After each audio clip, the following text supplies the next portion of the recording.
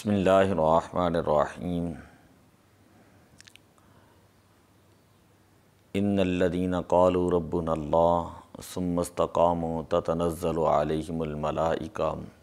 صدق اللہ مولانا العظیم۔ قرآن کریم والفرقان حمید کے اندر اللہ تبارک و تعالیٰ نے ارشاد فرمایا، بے شک وہ لوگ کہ جنہوں نے کہا کہ ہمارا رب اللہ ہے، ثم استقاموا، پھر اسی کے اوپر استقامت اختیار کی، تتنزل علیہم الملائکہ،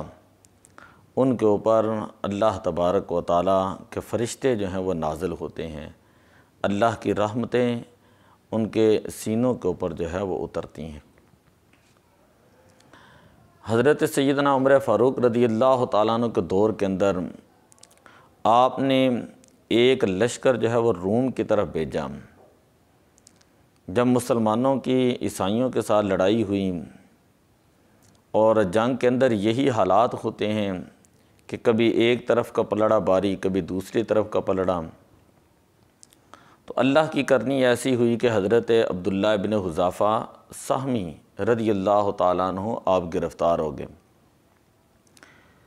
آپ کو وقت کے بادشاہ شاہ روم ہرقل کے سامنے جو ہے وہ پیش کیا گیا۔ بادشاہ یہ کہنے لگا کہ اب میں دیکھتا ہوں کہ جو اللہ کے نبی کے ماننے والے ہیں وہ اپنے دین کے اوپر کس قدر ثابت قدم ہیں اور کتنی وہ استقامت اختیار کرتے ہیں۔ بادشاہ نے آزمائش کے طور پر حضرت عبداللہ بن حذافہ سہمی رضی اللہ تعالیٰ عنہ سے فرمایا کہ تم عیسائیت قبول کر لو اور اس کے بدلے میں آدھی شاہی جو ہے وہ میں تمہیں دے دیتا ہوں۔ حضرت عبداللہ ابن حذافہ سہمی رضی اللہ تعالیٰ عنہ آپ فرمانے لگے کہ دین کے مقابلے میں مجھے پوری دنیا کی سلطنت بھی دے دی جائے تو تب بھی مجھے یہ قبول نہیں۔ وہ بادشاہ دیکھ کر بڑا حیران ہوا۔ اب اس نے دوسری بات یہ کہی کہ ایک گرم کڑاہ جو ہے وہ لیا جائے اور اس کے اندر جو ہے مسلمان قیدیوں کو ڈالا جائے۔ اب ایک جگہ پر کڑاہ گرم کیا گیا اور اس کے اندر مسلمان قیدیوں کو ڈالا جانے لگا۔ جب ایک مسلمان کو ڈالا تو حضرت عبداللہ ابن حذافہ فرماتے میں اپنی آنکھ کے کنارے سے دیکھ رہا تھا کہ چند ہی لمحوں کے بعد اس مسلمان کی ہڈیاں جو ہیں وہ اوپر تیرنے لگیں، اور بادشاہ یہ سمجھ رہا تھا کہ ایسا کرنے کے ساتھ عبداللہ ابن حذافہ سہمی جو ہیں وہ ان کے قدم متزلزل ہو جائیں گے، ڈگمگا جائیں گے، عیسائیت قبول کر لیں گے۔ تو حضرت عبداللہ ابن حذافہ فرماتے ہیں کہ یہ تو ایک جان ہے، اگر میری لاکھ جانیں بھی ہوتی تو وہ بھی میں اپنے دین کے اوپر جو ہے وہ قربان کر دیتا ہوں۔ جب یہ جملہ سننا تھا تو ہرقل بادشاہ جو ہے وہ بڑا حیران ہوا۔ خیر حضرت عبداللہ بن حذافہ سہمی رضی اللہ تعالیٰ عنہ آپ کی آنکھوں سے آنسو آنے لگے۔ بادشاہ بڑا خوش ہوا کہ شاید کہ وہ اپنے مقصد کے اندر کامیاب ہو چکا ہے۔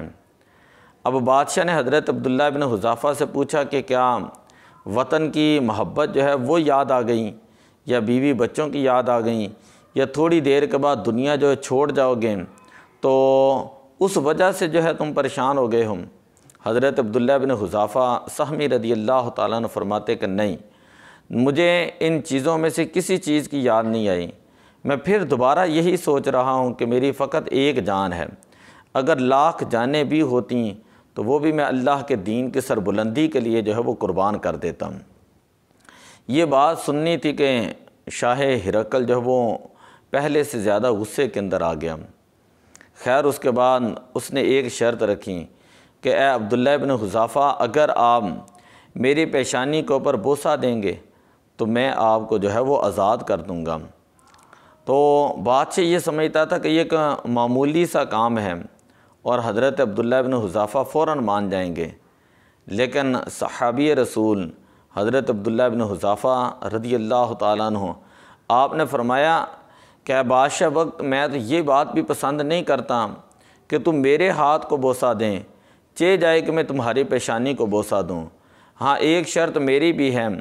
اگر تم میرے ساتھ باقی مسلمانوں کو بھی آزاد کر دیں تو پھر جو ہے میں تیری پیشانی کے اوپر بوسہ دے دوں گا۔ بادشاہ نے یہ شرط مانی، اور بادشاہ ایسے لگ رہا تھا کہ جیسے بادشاہ غلام ہوں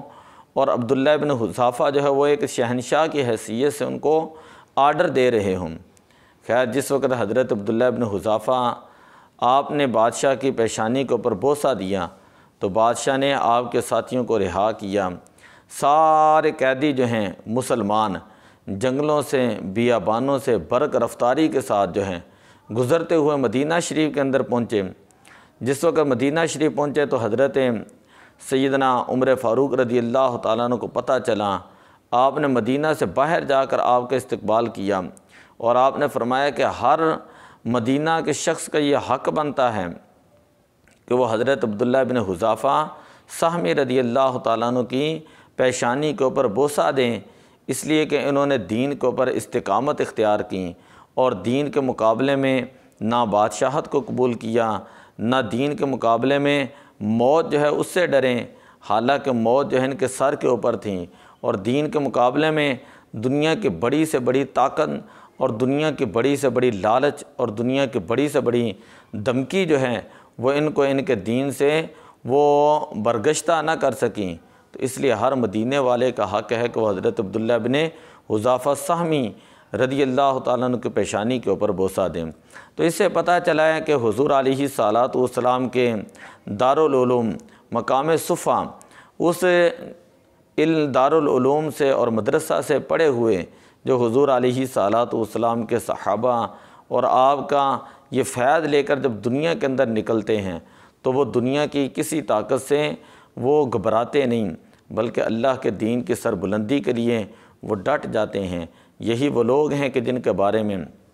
قرآن کے اندر اللہ تعالیٰ نے ارشاد فرمایا، ان الذین قالوا ربنا اللہ ثم استقاموا تتنزل علیہم الملائکہ، بے شک وہ لوگ جنہوں نے یہ کہا کہ ہمارا رب جو ہے وہ اللہ ہے اور اس کے اوپر استقامت اختیار کی، یہی وہ لوگ ہیں کہ جن کے اوپر اللہ کے فرشتے جو ہیں وہ نازل ہوتے ہیں، اللہ کی رحمتیں نازل ہوتی ہیں، اور انہی لوگوں کی قربانیوں سے دین کی بہاریں جو ہیں وہ پیدا ہوتی ہیں۔ تو دعا ہے کہ اللہ تبارک و تعالیٰ ہمیں بھی صحابہ کرام کی محبت، ان کی تعلیمات کے اوپر عمل کرنے کی توفیق عطا فرمائے، اور دین کی سربلندی کے لیے کوشش اور محنت کرنے کی توفیق عطا فرمائے، اور دین کے